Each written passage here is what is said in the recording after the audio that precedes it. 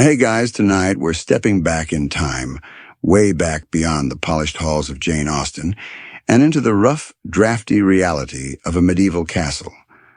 Our question tonight, the one we'll be easing into sleep with, is, what did medieval noblewomen actually do all day? Forget the image of a delicate lady languishing in a tower waiting for a knight. You're waking up now not to the gentle chime of an alarm, but to the harsh, damp cold seeping through the stone walls of your keep.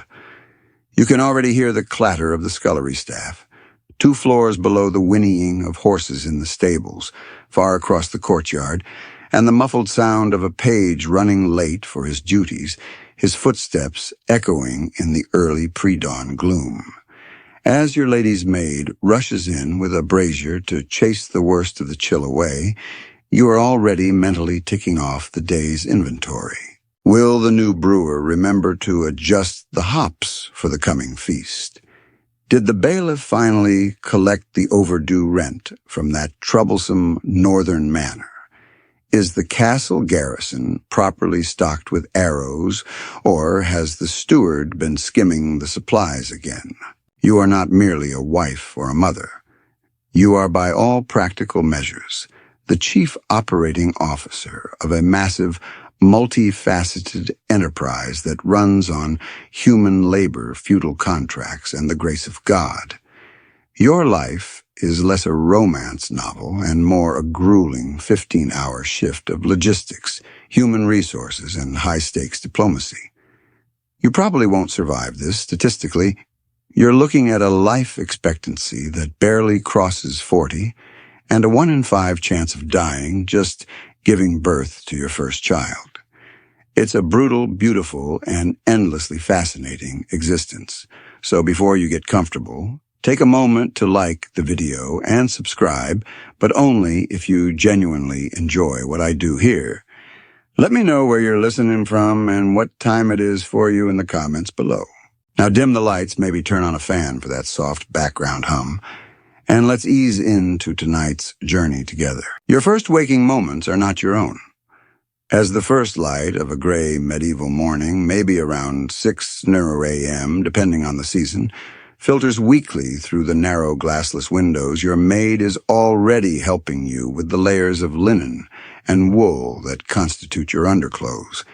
This isn't vanity, it's insulation. Your towering, drafty castle, while a symbol of power, is remarkably inefficient at retaining heat. It's a little like living inside a massive stone refrigerator that occasionally fills with smoke.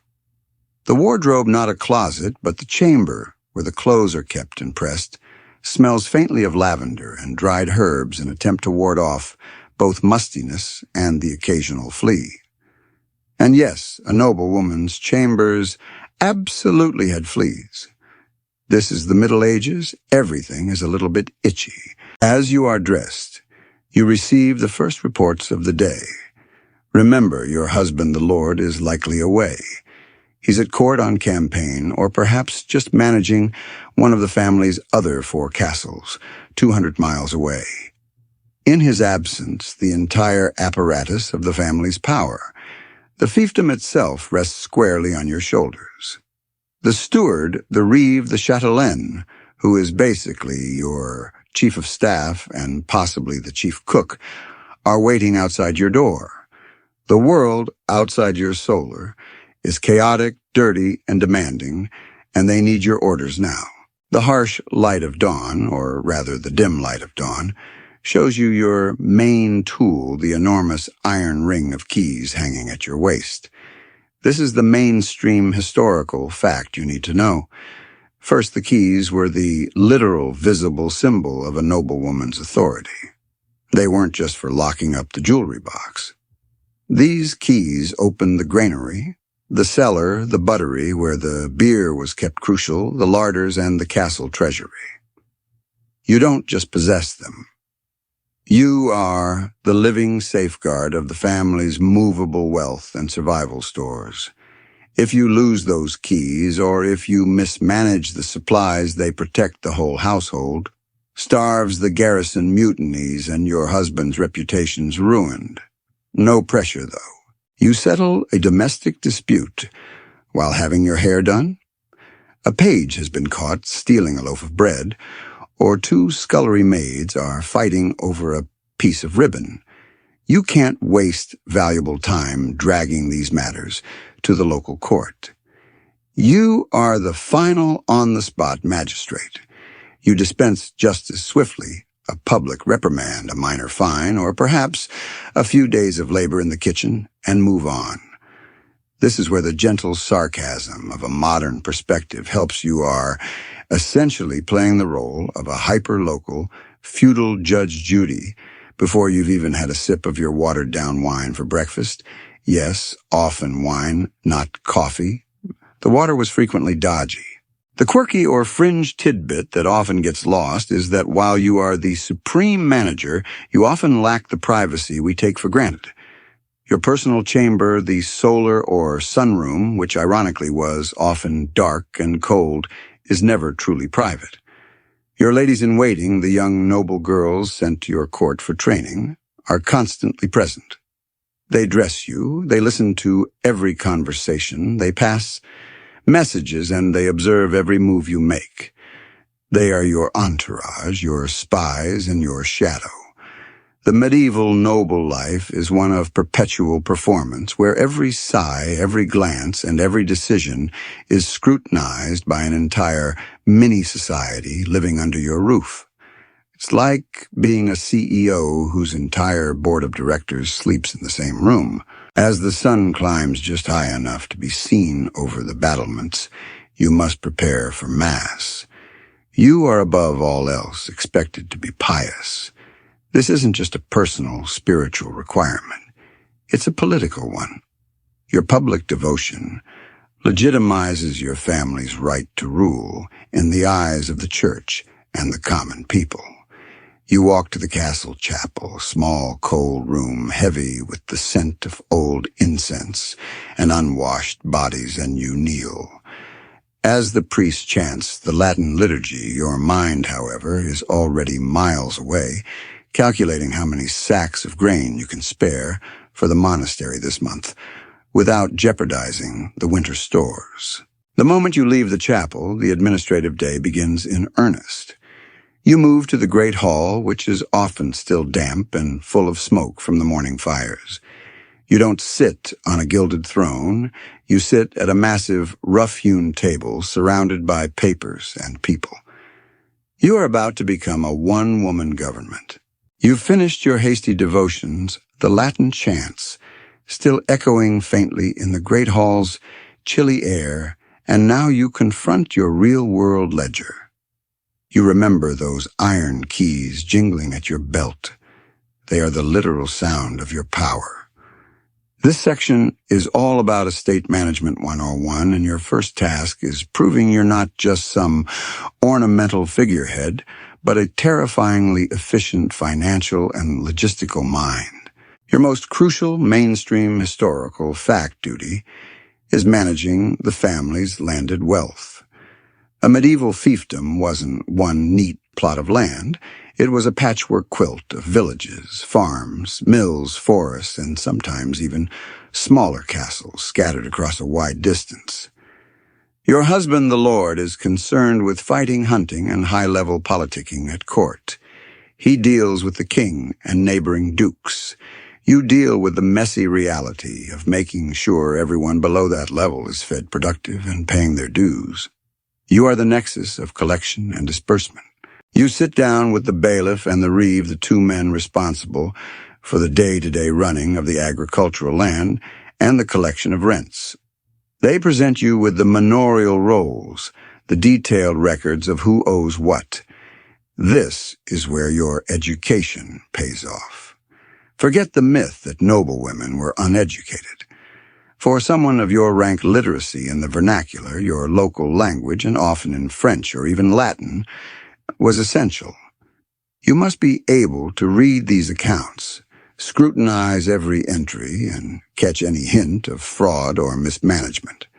You are essentially auditing the family's books before computers were even a twinkle in some Renaissance scholar's eye. Mistress, The bailiff begins his breath pluming in the cold air. The harvest in the western field was poor. The tenants are pleading for leniency on the tallage this quarter. You lean forward, tracing a line in the parchment with a clean, if slightly chapped finger. You know exactly what the tallage the tax levied on your tenants should be. You have to calculate the yield against the weather reports factor in the cost of new plowshares, the reeve purchased last month, and then decide, is the bailiff telling the truth about the poor yield, or is he simply trying to look benevolent and maybe skim a little profit for himself? This isn't abstract math. This is the difference between your household eating well through the winter and facing starvation. This constant negotiation puts you squarely in the role of a mediator. You are a court of first appeal. The peasants and tenants will often bypass the male officials and come directly to you, the lady, because they believe you possess a sense of justice, or perhaps because they know you understand the daily hardships in a way a distant, war-focused lord does not. Your compassion, or lack thereof, directly impacts the peace and productivity of your lands.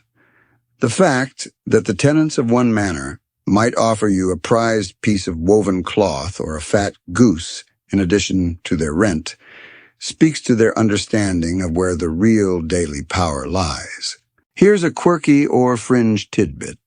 Noble households often had complex rules about the collection of feudal dues in kind, that is, payments not in money, but in goods. One noblewoman's accounts detail a precise inventory of what type of wood was to be used for the kitchen fires versus the great hall, specifying that the tenants must deliver only dry logs, not green wood that smokes too much. It's an incredibly small detail, but it shows the level of micromanagement required. You weren't just thinking about policy, you were worrying about the kindling. My kind of detail-oriented person, honestly. If only my electricity bill were that straightforward. That's one light joke for you. Now let's talk about the open, scholarly debate phrase. Historians still argue whether the administrative authority noblewomen wielded during their husbands' absences was a genuine form of political power or simply an extension of domestic responsibility. Was it true authority that let them govern, or was it just high-level housekeeping that was immediately stripped away upon the Lord's return? The truth is likely somewhere in the middle, depending heavily on your personality and your husband's trust in you. A competent noblewoman like you could leverage your management during peacetime into significant advisory power during your husband's presence. After all, if the coffers are full and the tenants aren't revolting, why wouldn't he listen to your advice? Your administrative mourning is relentless. You approve the purchase of new supplies for the garrison. You sign off on the repairs needed for the mill dam, a vital piece of infrastructure that affects every tenant's ability to grind grain. You might even have to arbitrate a land dispute between two minor nobles, a task usually reserved for your husband. In this role, you're not just counting coins. You are maintaining the entire economic and social ecosystem of the fief. The constant need for resources iron for the smithy salt, for preserving meat spices for the high table, means you're constantly juggling accounts. You have to be fluent in a variety of weights and measures, know the market price of grain, and understand the fluctuating value of coinage. You are literally the chief currency expert. And all of this is done without a calculator, probably with cold fingers, and definitely before the main meal of the day. It's hard work. But when you look at the smooth functioning of your estate, the carts of produce arriving, the contented sounds of the staff, the full coffers, you know that you are the one who is actually holding the kingdom together, one ledger entry at a time. It makes that damp, chilly hall feel a little warmer, doesn't it? The managerial roles are put away. The bailiff has been appeased or firmly chastised, depending on his recent performance, and the pressing financial crisis of the mornings temporarily contained. Now, as the morning deepens, your thoughts must turn inward away from the muddy fields and the overflowing granary and toward your own person. This is the lady's morning rituals and piety, a fascinating blend of practical necessity and expected spiritual devotion that showcases the impossible duality of your life. The elaborate process of getting dressed, which began before dawn, now moves into its high-status phase. You are no longer just putting on clothes for warmth. You are constructing an image. Your attire must reflect your rank, your wealth, and, crucially, your husband's standing. This is a very public form of branding. Layers of fine linen silk and richly dyed wool are meticulously arranged by your ladies-in-waiting. Your garments are often heavy and complex, involving lacing, pinning, and careful draping. A fashionable tunic might require 3 people and 15 minutes to get into properly. It is the medieval equivalent of preparing for a red carpet event, but you do it every single day. The most distinctive part of your appearance is the headdress. Whether it's a simple linen veil or a towering horned hennin, your head is covered. This is the outward expression of your piety and modesty. A married noblewoman's hair is not for public viewing, reflecting the pervasive influence of the church on social customs. So while you might have been verbally ripping into the steward 5 minutes ago for fraudulent accounting, you present a perfectly veiled, demure image to the world. It's an exhausting act of projection. This is a great moment for a quirky or fringe tidbit. Noblewomen often had surprisingly sophisticated beauty routines, though they certainly lacked our modern concepts of sanitation. Pale skin was the ultimate status symbol, proof that you did no manual labor outdoors. To achieve this, some recipes called for white lead powder, very toxic, as we know now, or less dangerously, but certainly strangely, a paste made from bean flour or eggs. And if you needed a quick, fashionable flush of color, simply nip your cheeks discreetly under your veil before entering the hall. It's all about subtle artifice beneath the veneer of natural grace. That's one light joke. The original no makeup look was definitely not what it seemed. Your routine is anchored by piety. The mainstream historical fact is that daily attendance at Mass was mandatory, but your personal, spiritual life extended well beyond that. You spend time in your solar, perhaps, with your personal chaplain or confessor, reading. Not just prayer books, but the Book of Hours, a beautifully illuminated, personalized prayer book that dictated the prayers for the canonical hours of the day. For a noblewoman, this book was a status symbol and a portable library. You read in Latin, the language of the church, or in the vernacular, contemplating scripture, the lives of saints, and devotional literature. This devotion was vital because it was intertwined with your charitable duties. Dispensing charity was not just a kindness. It was a required function of your station and a pathway to securing your salvation.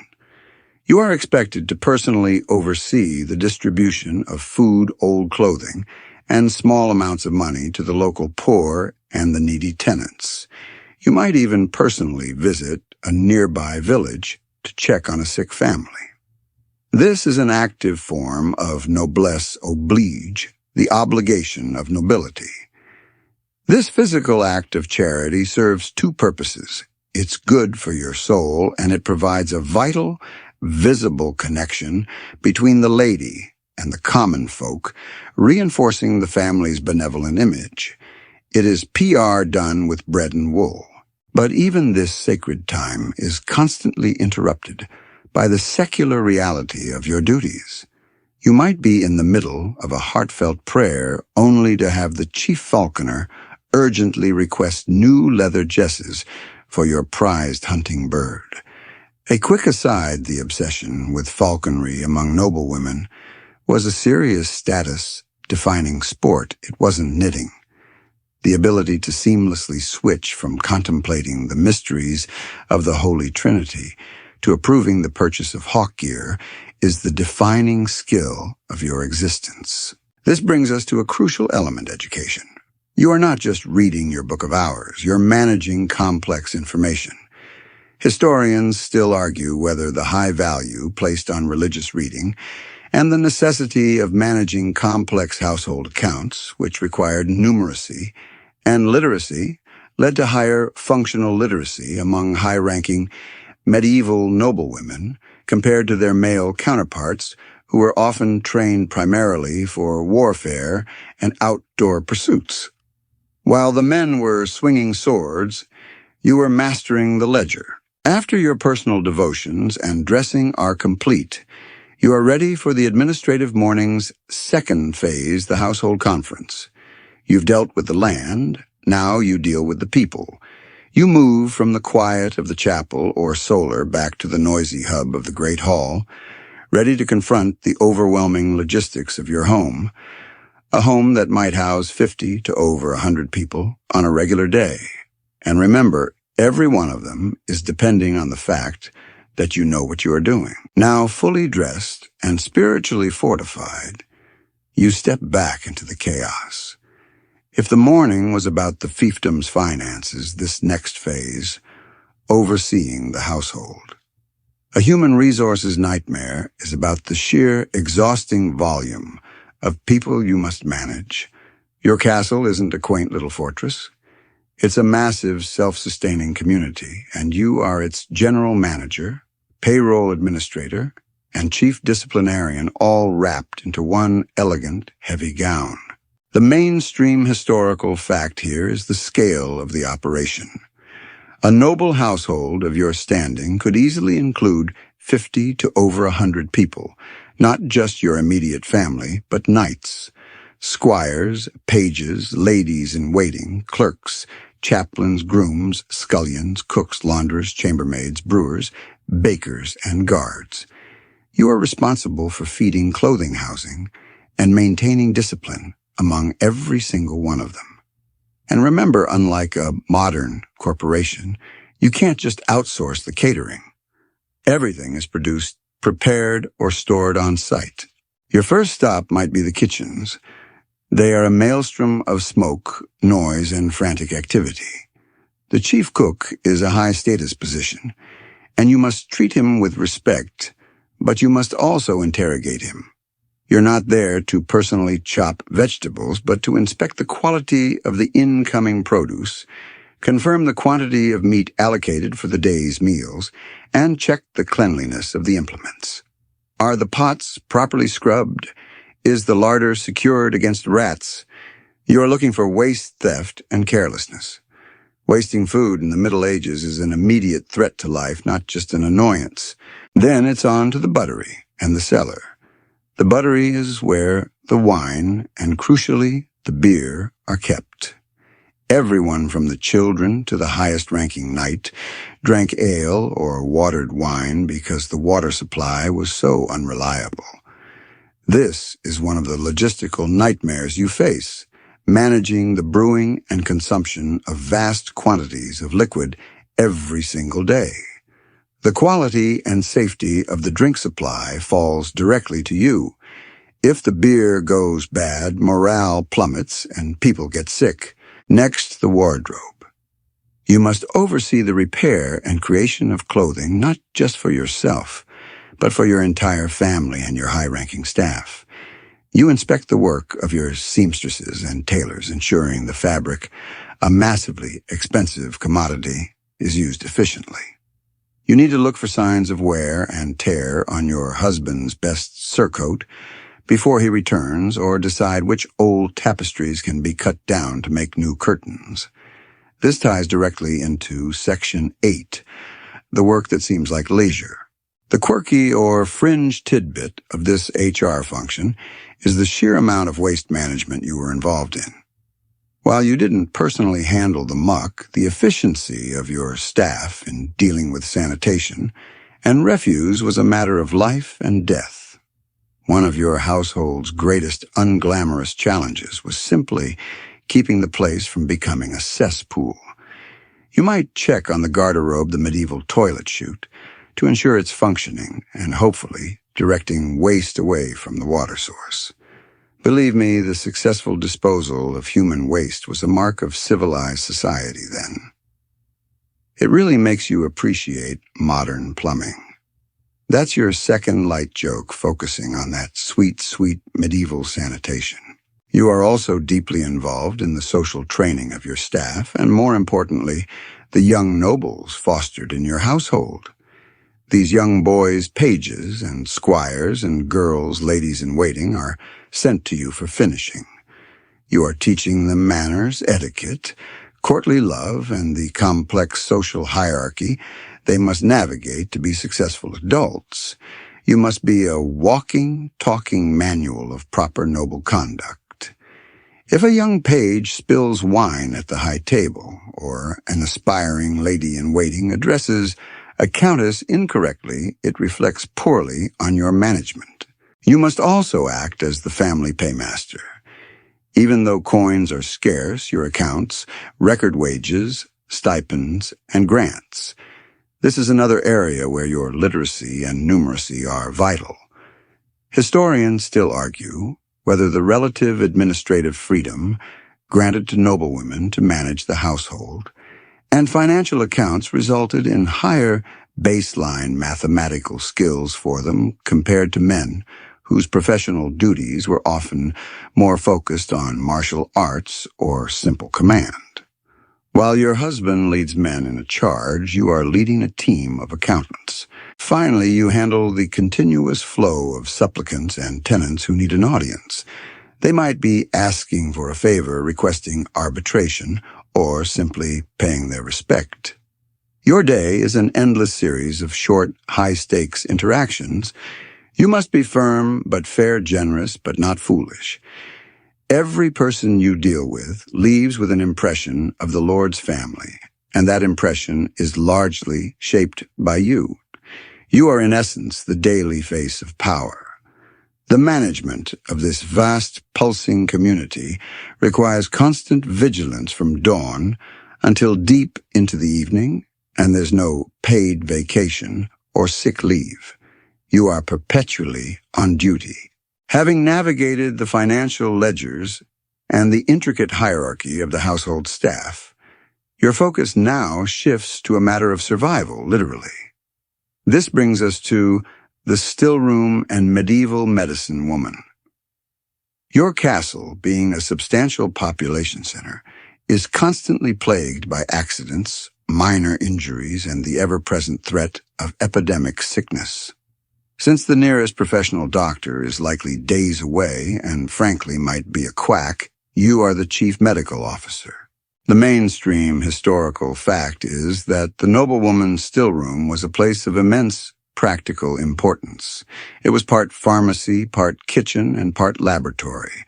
The term stillroom originally referred to the room where distilled spirits and medicinal waters were made, but it came to encompass the preparation and storage of all types of preserves, cosmetics, and most crucially, herbal remedies. This was a realm entirely under your control, symbolized by another one of those special keys on your ring. Your duties here required a deep practical knowledge of herbalism. You oversaw the castle garden, or rather the herb garden within the outer walls.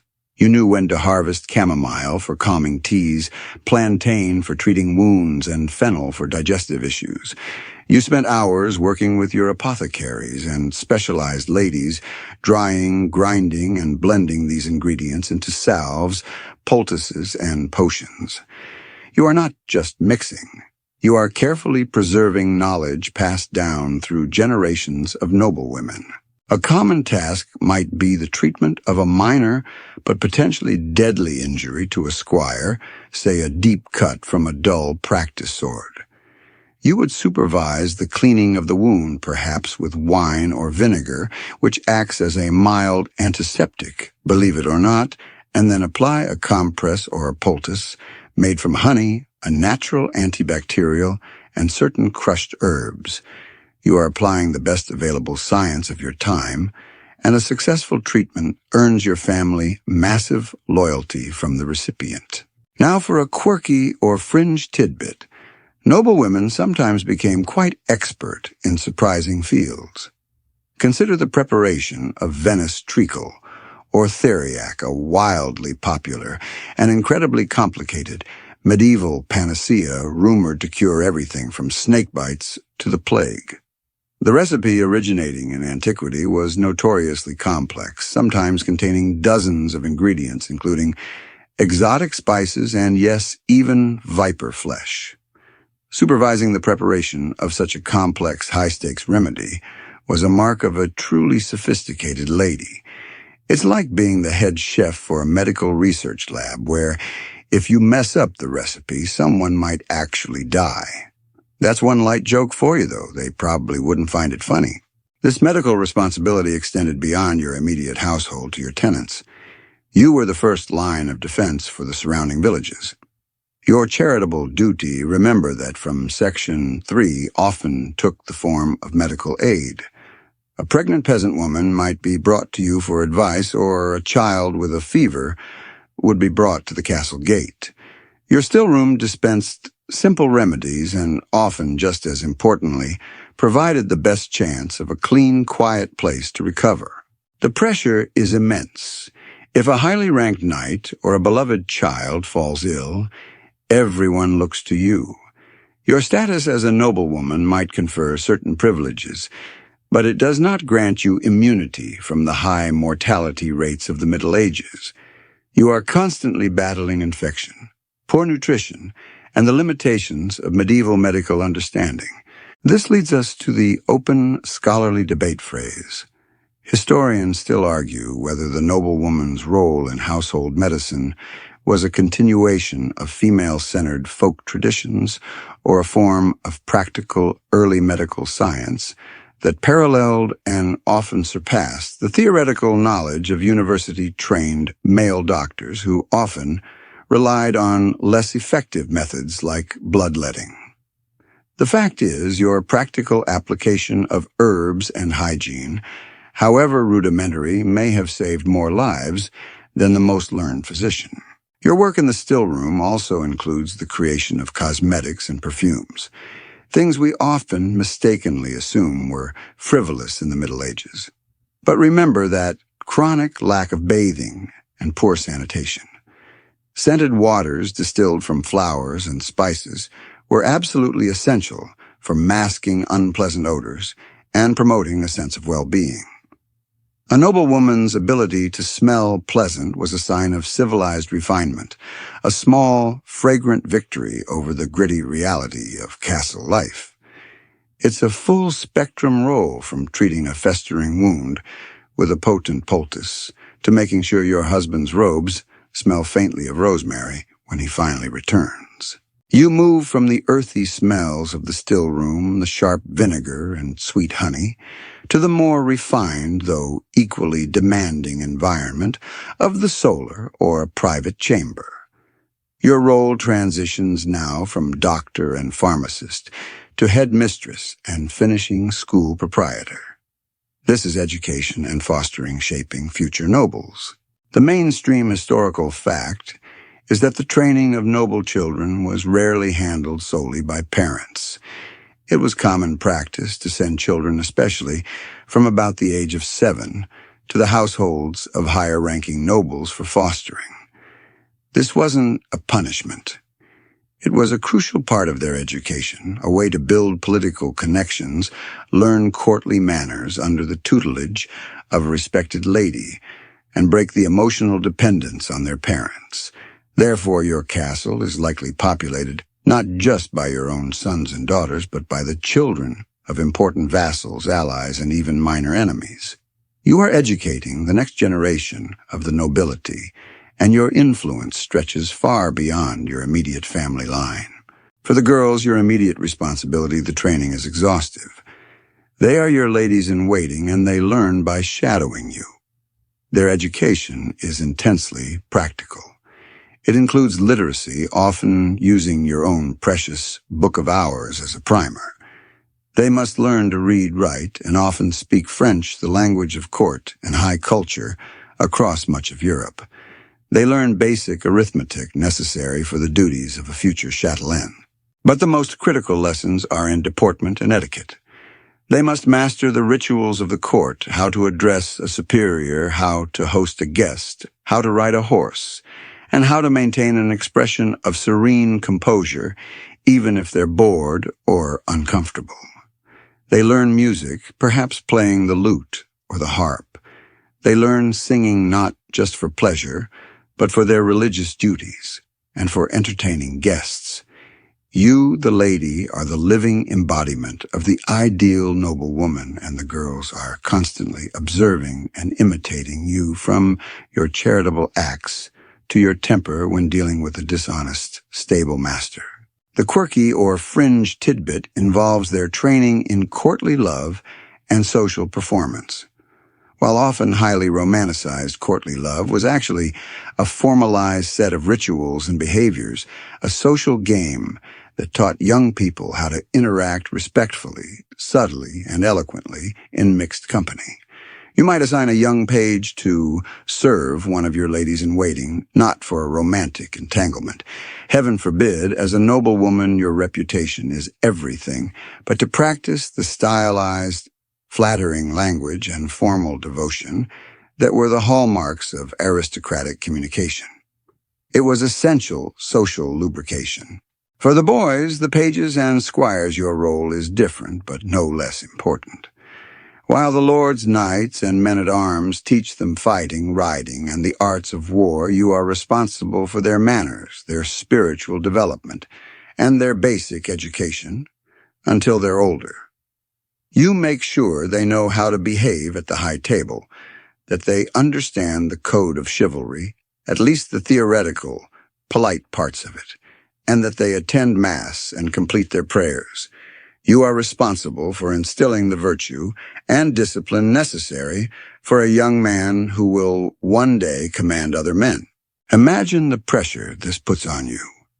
You are shaping not just the women, but the men who will eventually sit on councils, fight on battlefields, and govern their own lands.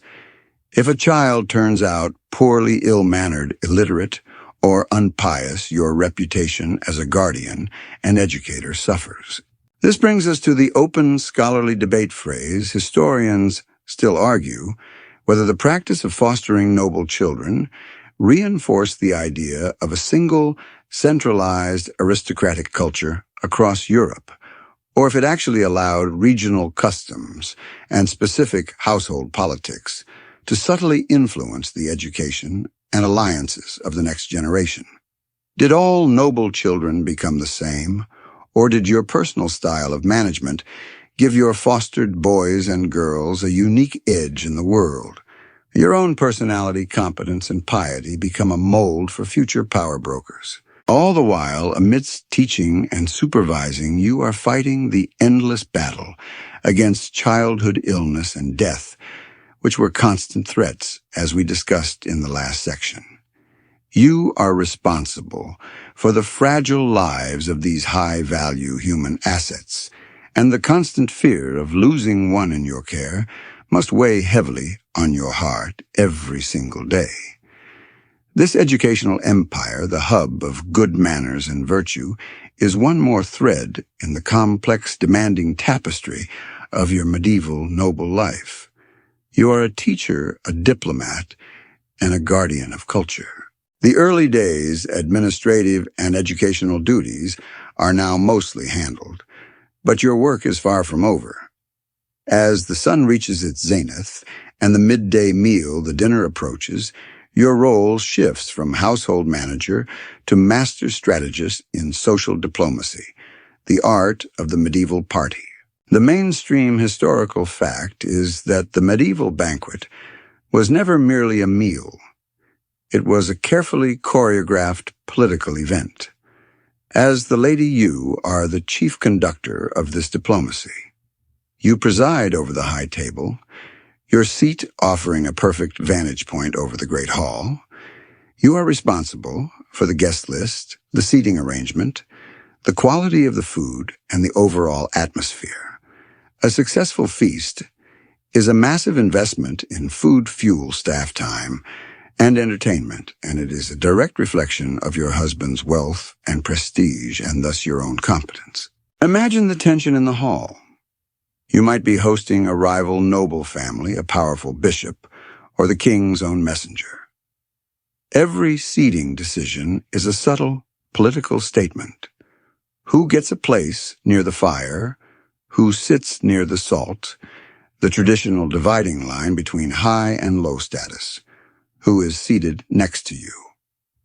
These aren't trivial matters. They are calculated moves designed to flatter allies, signal intent, and sometimes subtly insult a foe. You are running a high-stakes, real-time networking event. You must be a charming and gracious hostess, skilled in conversation. You need to know the latest gossip from court, the current political alliances, and the names and titles of everyone present. You steer conversation away from dangerous topics and encourage discussions that flatter your husband's interests. All this while keeping a keen eye on the servants to ensure the meal runs perfectly. Did the carver slice the joint correctly? Is the wine flowing adequately? Are the jesters performing appropriately and not too rudely? This leads us to a crucial, quirky, or fringe tidbit. Noblewomen had to be masters of the art of table manners, and they were responsible for training the younger generation in these complex rituals. For instance, in an era where forks were rare and people ate largely with knives and fingers, dipping your fingers into a shared bowl required extreme precision. Noble etiquette dictated that you should only dip the tips of 3 fingers, and they should be wiped clean immediately after. You are constantly monitoring the young nobles under your care to ensure they don't commit a social faux pas like blowing their nose into the tablecloth. Remember the handkerchiefs we discussed. Etiquette was everything. It's exhausting to host a dinner party where the simple act of eating was fraught with political and social danger. During the feast, you oversee the entertainment. This might include musicians, singers, acrobats, or if you're lucky, a traveling storyteller. As the lady, you are often a patron of the arts, a point we'll expand on later.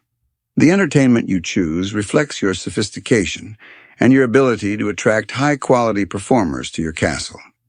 If the music is lackluster, people might think your finances are shaky. If the poetry is too simple, they might think you lack refinement. The purpose of all this effort is straightforward: to cement alliances. Agreements often involving marriages or land transfers were not hammered out in dusty offices. They were agreed upon over vast amounts of venison and strong wine. You might spend a significant portion of the dinner in careful, veiled conversation with the wife of a neighboring lord, subtly testing the waters for a proposed betrothal between your respective children. This constant performance and management brings us to the open, scholarly debate phrase. Historians still argue whether the noblewoman's role as a public hostess was a means of projecting her husband's power, or if it constituted a unique, female-centered sphere of influence that allowed women to make powerful, behind-the-scenes, political decisions that men later ratified. You're not just serving wine, you're managing the entire social ledger of power. By the time the feast winds down, a process that could take hours and involve multiple courses, often separated by subtleties, elaborate, edible showpieces, you are exhausted. But you cannot show it. You must maintain that image of flawless, composed grace because the negotiations and the social observations continue until the last guest has departed or retired for the night. You've just survived a major political maneuver, and you have to do it all over again the next time visitors arrive. After the high-octane political maneuvering of the midday feast, you might look forward to a period of gentle repose. But a noblewoman's day knows no true leisure. Your next activity, while often depicted in manuscripts as a peaceful pastime, is in reality a highly critical economic and status-affirming duty. This is textiles and needlework, the loom of control. The mainstream historical fact is that the control and production of textiles was a major component of the noblewoman's economic power. Cloth was a massive expense and a potent symbol of status. You, the lady, were responsible for overseeing the entire process, from the initial wool or flax to the finished embroidered garment or tapestry. When you sit down to your needlework, you are not simply darning socks. You are engaged in high-status needlework, fine embroidery, perhaps working on an elaborate tapestry that chronicles your husband's deeds or a piece of altar cloth for the chapel. This visible activity serves as a model for the younger ladies-in-waiting, reinforcing the virtue of industry. They, too, are expected to be constantly busy, proving they are worthy of their status and not just idle mouths to feed. They might be working on simpler pieces like sewing new seams for the household linen, but the goal is the same: production and control. Your oversight of the textile process is vital for the household's economy. You must know the quality of the wool purchased, the dyes used, which are incredibly expensive. Think rich scarlet or deep blue, and the output of the weavers and spinners in the household. You ensure that the clothing is not only beautiful, but durable, and that every scrap of material is used efficiently. Remember, we are far from fast fashion. A single length of cloth represents weeks of labor and significant capital. Here's a great quirky or fringe tidbit. Noblewomen sometimes became highly specialized in overseeing the complex, often toxic process of dyeing. Certain vibrant colors, like those derived from kermes, a tiny scale insect for crimson, or certain shades of purple, were so costly that they were strictly regulated and only used by the very elite. A noblewoman might have her own secret, carefully guarded recipes for achieving the most fashionable shades using plant or mineral extracts. This knowledge was a form of wealth protection. It's a little like knowing the secret formula for Coca-Cola, but instead of a soda, it makes your dress look impossibly rich and expensive. Your work in this area is a subtle means of projecting power, a form of conspicuous consumption. The tapestries you commission or work on are not just wall hangings. They are portable history lessons and visual status symbols. When a rival noble visits, they judge your family's financial stability and taste by the richness of the fabrics and the intricacy of the embroidery in your chambers. You are essentially curating the family's wealth in woven form. This continuous supervision of production leads us to the open, scholarly debate phrase.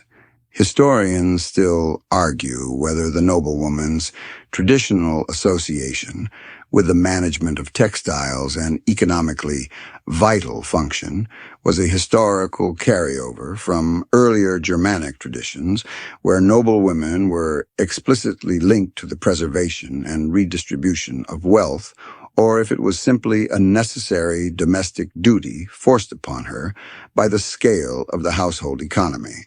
It's the difference between seeing it as an ancient right or an unavoidable burden. The physical act of needlework also provided you with a unique opportunity as sanctioned space for conversation among women.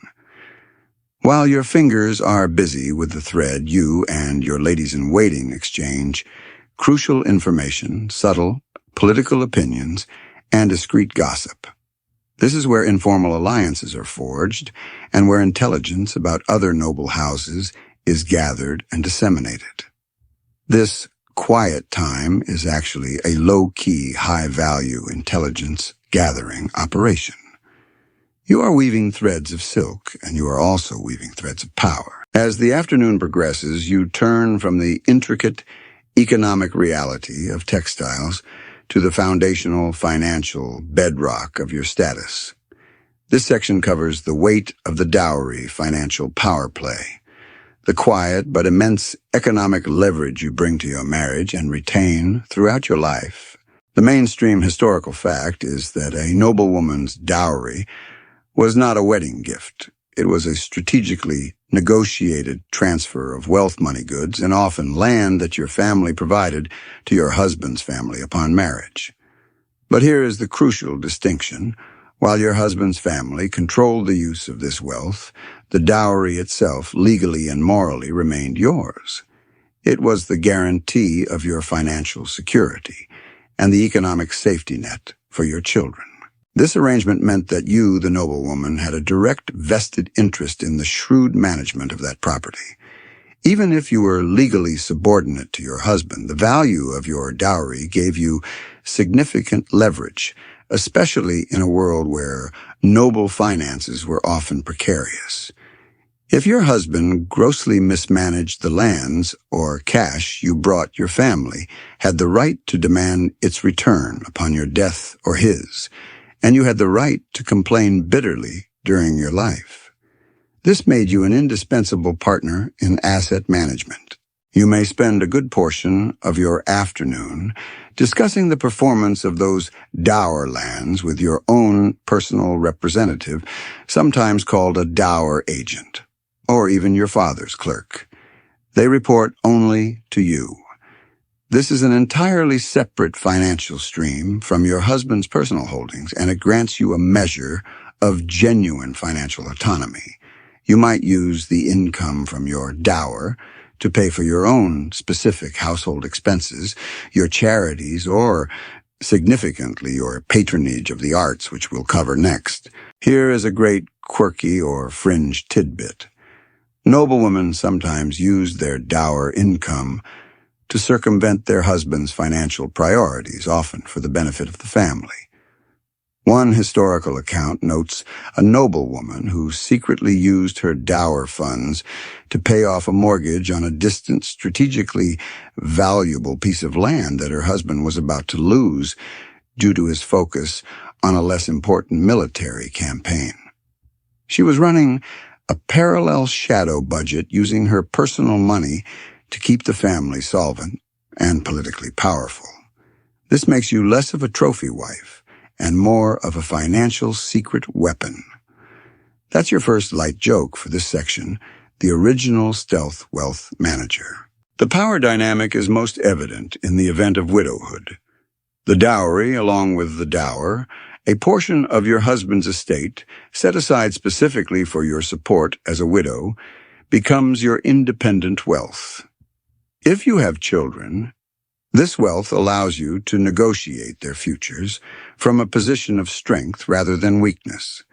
You are not a burden. You are a financially viable, land-holding entity. The complex nature of female inheritance and property rights brings us to the open scholarly debate phrase, historians still argue whether the retention of the dowry under law was an intended mechanism to protect noblewomen's personal power or simply an instrument designed by their birth families to prevent the irrevocable dilution of family assets through marriage. Regardless of the intent, the effect was that the noblewoman had a massive economic chip on the feudal gambling table. Your afternoon involves sifting through complex documents and scrolls concerning these properties. You are checking land boundaries, confirming rents, and ensuring that the contracts surrounding your dower lands are ironclad. You are the defender of your own financial future, and by extension, the defender of your children's inheritance. It requires a meticulous, lawyerly mind, proving once again that the most powerful weapon a noblewoman wielded was often not a sword, but a quill and a detailed ledger. With the political theater of the feast behind you and the demanding oversight of your dower assets concluded for the moment, your day shifts to a more refined yet equally powerful form of influence. This is patronage and culture, the literary salon. While your husband is preoccupied with the brutal realities of land and war, you are actively shaping the family's legacy and prestige through intellectual means.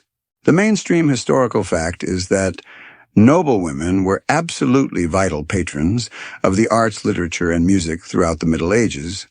You aren't just commissioning a painting, you are funding creativity, which in turn enhances your family's reputation and provides cultural ballast to their raw military power.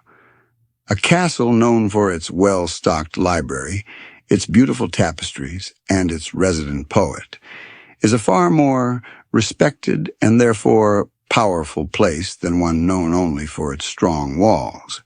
You might have a poet, a troubadour, or a musician permanently attached to your household. You commission them to write romances that celebrate the concepts of chivalry and courtly love ideals you are simultaneously teaching. Your fostered young nobles remember that from Section 6.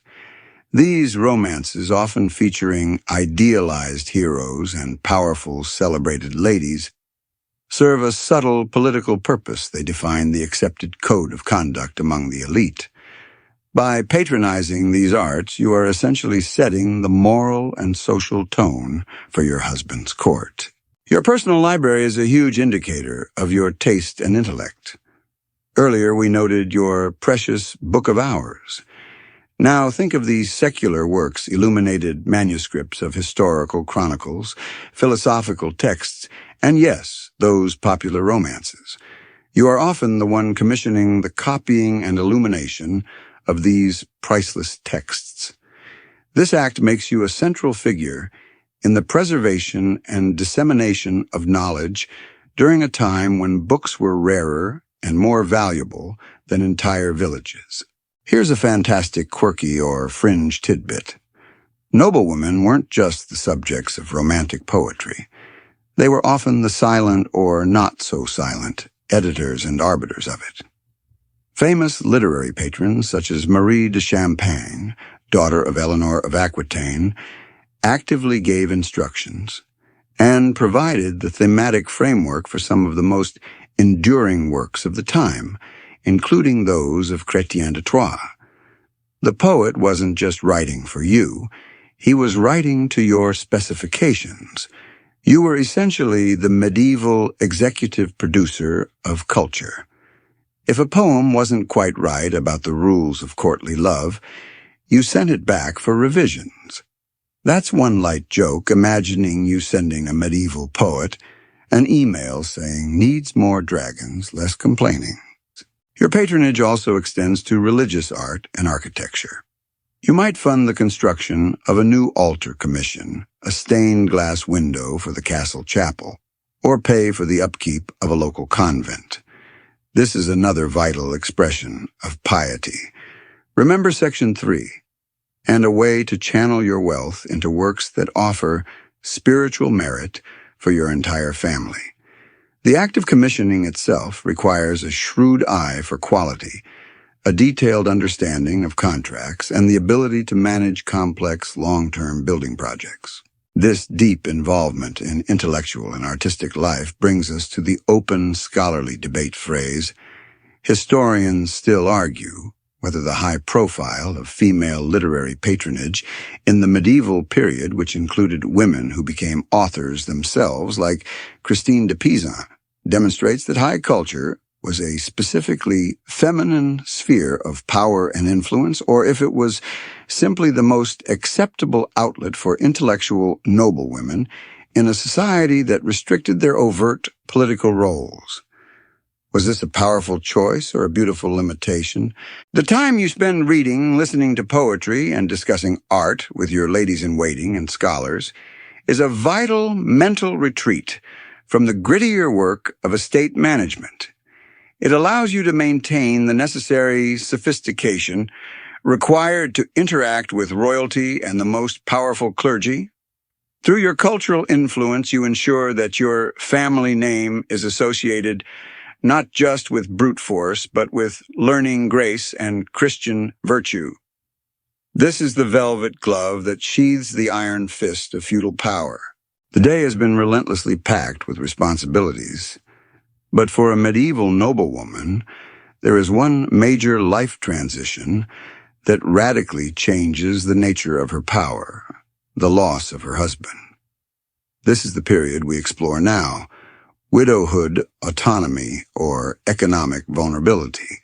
The mainstream historical fact is that becoming a widow was a moment of profound crisis, but it also offered a singular opportunity for genuine, independent authority rarely available during marriage.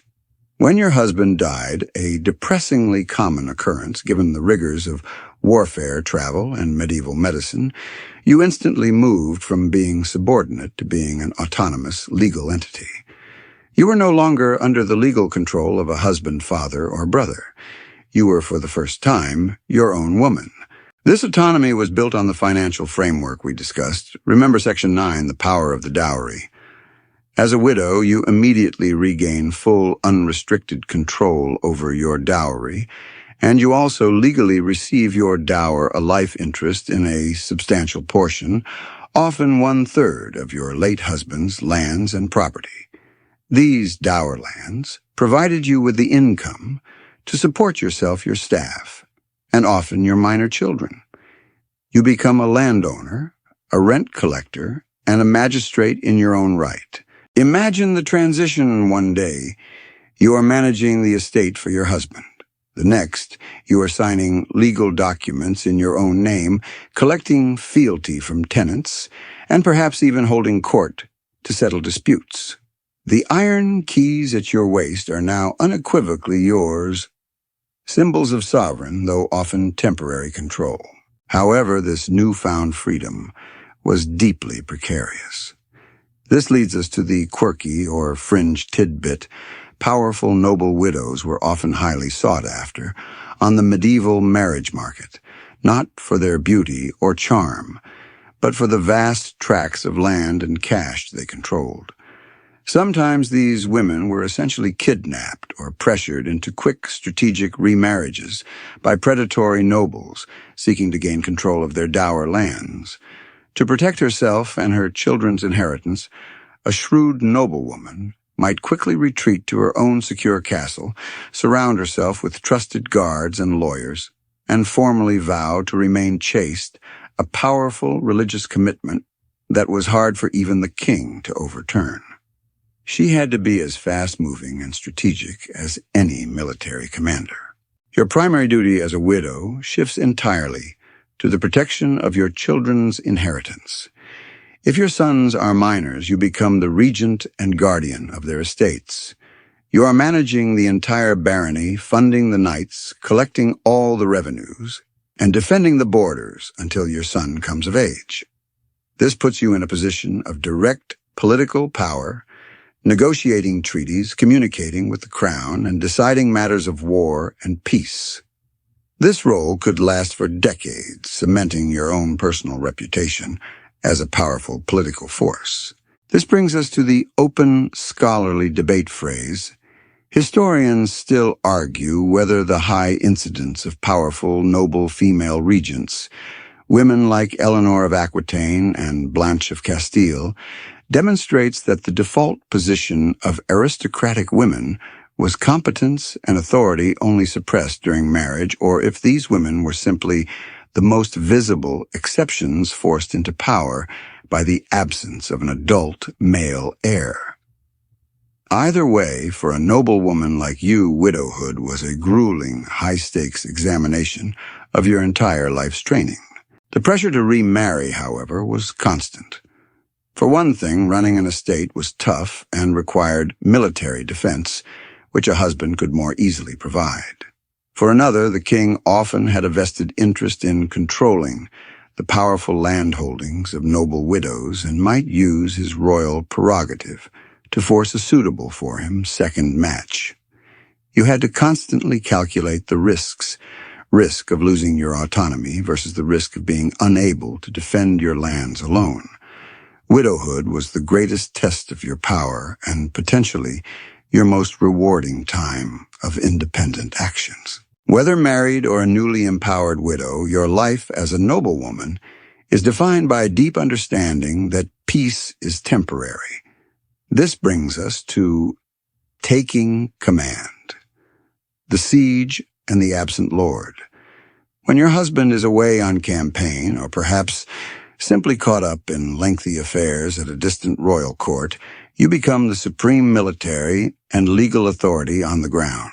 The mainstream historical fact is that noblewomen frequently found themselves in command of castles during times of war. The castle wasn't just your home. It was a military stronghold, and defending it was your ultimate responsibility when the lord was absent. You assume the title of chatelaine, a term often used more broadly for the wife who manages the castle, but here specifically referring to the commander. Your authority, though technically delegated, is absolute in matters of defense.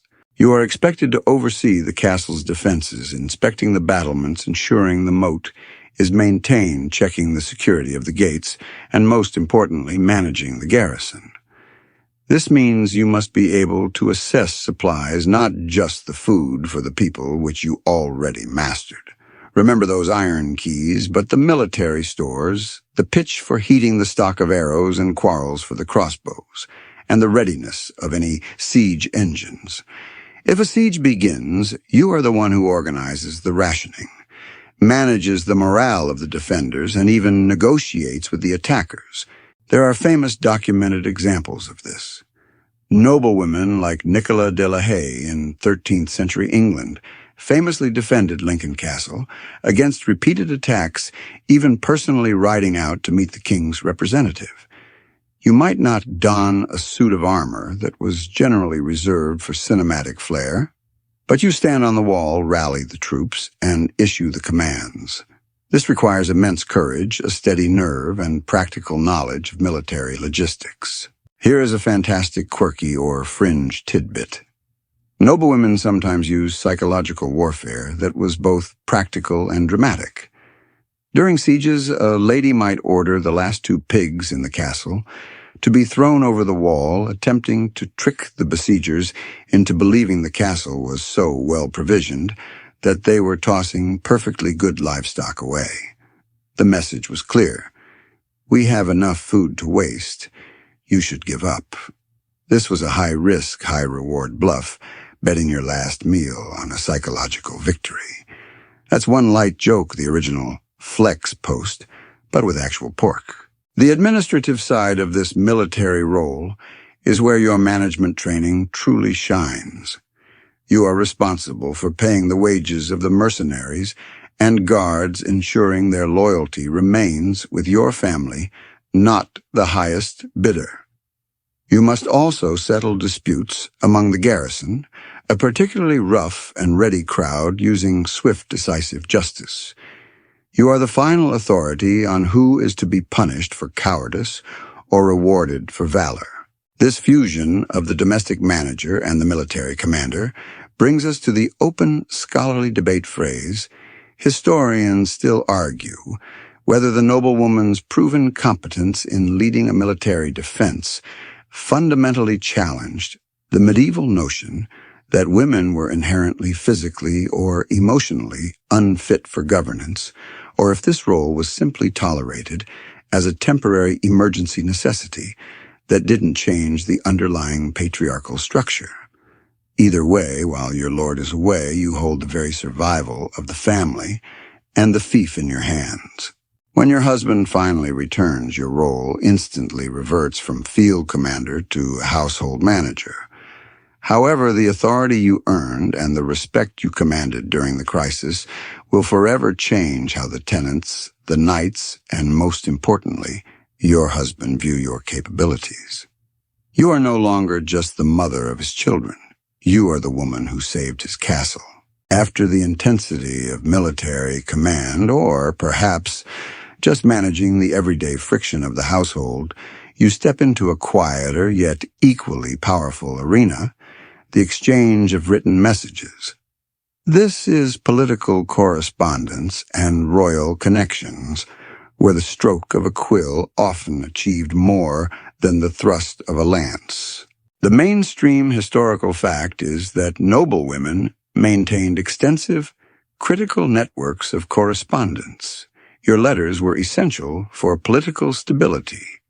When your husband was away at the king's court, on crusade, or in distant battle, you acted as the family's primary diplomat and intelligence gatherer. You wrote to your husband, updating him on the estate's income, remember Section 2, the state of the harvest, and, crucially, the temper of the local vassals. You are the eyes and ears on the home front. But you also wrote to other powerful individuals, your own family, who are often influential allies, other noblewomen who are the best source of reliable, nuanced political gossip, and the king's officials, or even the queen herself. These letters, often carried by trusted, fast-moving messengers, were the lifeblood of feudal politics. They ensured alliances remained intact. Debts were honored, and most importantly, that the king understood your family's unwavering loyalty or measured dissatisfaction. You need to be a skilled and subtle writer. Your letters must convey information precisely, but also be layered with the appropriate flattery, deference, or firmness, depending on the recipient. A letter to a rival noble's wife might be superficially polite, but contain a veiled warning about encroaching on your family's hunting lands. A letter to the queen is a carefully crafted masterpiece of loyalty and gentle suggestion regarding a favor you need. Your training in Latin and the vernacular, remember Section 6, is your secret weapon, allowing you to move seamlessly between the formal language of law and the elegant language of court. Here is a great quirky or fringe tidbit. Noblewomen sometimes used their correspondence to establish complex, long-distance trade agreements entirely independently of their husbands. One record shows a lady corresponding directly with merchants in Flanders to secure high-quality imported linen and silks for her household, negotiating prices and delivery schedules over dozens of letters. Her husband was focused on local wool. She was engaged in high-end international textiles. This wasn't just shopping. It was private, profitable commerce conducted under the guise of domestic necessity. That's one light joke, the original medieval Amazon Prime, delivered by horseback. Your letters are also instruments of social control and familial connection. You might write to your daughter, who is now fostered in another powerful household, offering moral guidance and political advice. You are shaping her behavior and reinforcing her strategic position even from afar. The bonds created through this written communication are as strong and often more enduring than any treaty signed in a great hall. This essential role in communication leads us to the open scholarly debate phrase historians still argue whether the proliferation of letters written by and to noblewomen in the later Middle Ages reflects a genuine increase in their political influence or simply a cultural shift that recognized their importance in maintaining the feudal system's informational flow, which had always been present but undocumented. Did your writing create power or simply record the power you already possessed? By the time you finish your correspondence, sealing each parchment with your family's personalized wax signet, a final act of authentication, you've touched dozens of lives, influenced decisions hundreds of miles away, and helped secure the future of your family without ever leaving the castle walls. It is a quiet form of dominion requiring patience, wit, and an excellent memory for detail. You have successfully navigated the political tides through correspondence, but the most enduring high-stakes duty of your life is one of biology and strategy. This section is about children and succession, the dynasty's future. Your value in the eyes of the feudal system is inextricably linked to your ability to produce healthy, legitimate heirs. The mainstream historical fact here is the immense pressure you face to bear children, specifically sons. The feudal system relies entirely on patrilineal succession, A son guarantees the continuation of the family name, the titles, and most importantly, the land. A daughter is a valuable political asset to be married off, but a son is the anchor of the dynasty. You understand that your marriage is less about romantic love and more about a strategic merger designed to produce these heirs. You are almost constantly pregnant or recovering from pregnancy. With the high rates of infant and childhood mortality, you might expect to lose several children before they reach adulthood. Every birth is a terrifying gamble. Remember that 1 in 5 chance of death we mentioned in Section 1, and every surviving child is a small victory against the fragility of medieval life. The responsibility of their spiritual and moral well-being falls primarily to you, even though their physical care is often delegated to wet nurses and governesses. You oversee their early education and piety, as we covered in Section 6, but as they grow, your ultimate function shifts to that of a marriage broker. Your daughters are the bargaining chips of your alliance strategy. You spend years observing the political landscape, considering the available noble sons, and negotiating the terms of their betrothals, which could be set before they are teenagers. The marriage contract you negotiate dictates the dowry, the dower, and the political obligations of both families in negotiation. You are particularly well suited for, given your financial acumen. Remember Section 9. For your sons, your strategic role is equally vital. You help decide where they are fostered, ensuring they land in a household that will be a valuable political or military mentor.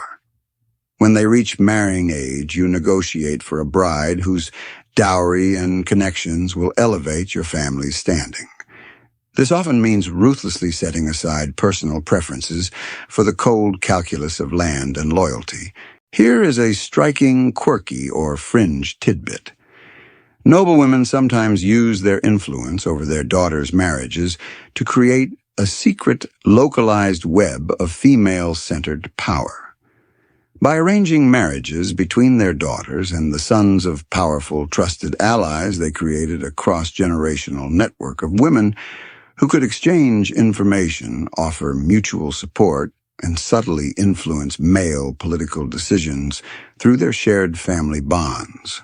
The women of a noble family often maintain far more stable and cohesive alliances than the men whose loyalties were constantly shifting due to war and royal decree. The constant tension between motherly love and political duty is your daily burden. You might adore your daughter, but you must send her 100 miles away to marry a man who will secure a vital border territory. You might worry desperately about your son's safety, but you must encourage him to take the field of battle for the sake of the family honor.